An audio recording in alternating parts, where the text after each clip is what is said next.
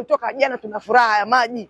Yaani tunachota maji tumebelezea mpaka kwenye vijiko na bado tunaona hatutoki, tunabeba tunaona kama vile tutapungukiwa tena. Lakini leo asubuhi tumemkia kata ya Mchikichini kuja kutazama maendeleo ya mradi huu wa visima vitano, kimoja Mchikichini, kimoja Garden, kimoja Sharif Shamba na kimoja mtendaji kata Ilala na kimoja Kariakoo maeneo ya Jangwani.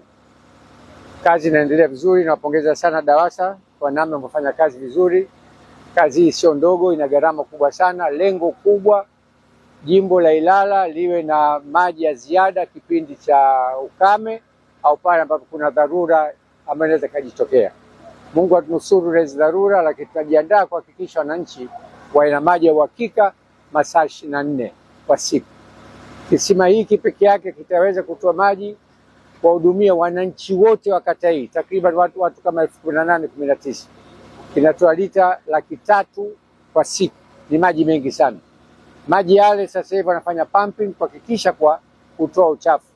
Naiona pressure ya maji ni kubwa, inaonesha idadi ya maji ambayo tunayo ardhini. Nachukua nafasi hii kumshukuru sana Mheshimiwa Rais Daktari Samia Suluhu Hassan kwa kutukubalia mradi huu kufanywa kwenye jimbo hili, lakini maji haya vile vile yatasaidia maeneo mengine ambayo watu walikuwa shida ya maji. Mimi naitwa Diana Kimbute, ni mkuu wa ofisi ya bodi ya maji bonde la Wamiruvu hapa Dar es Salaam.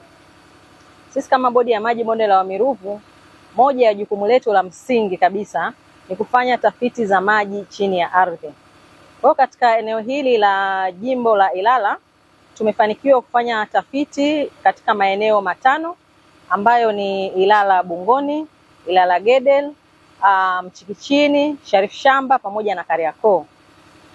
Hapa leo tuko katika eneo la Mchikichini ambapo tulifanya tafiti na tumechimba kisima, na kisima hiki kimetoa maji ya kutosha takribani lita 300,000 kwa siku.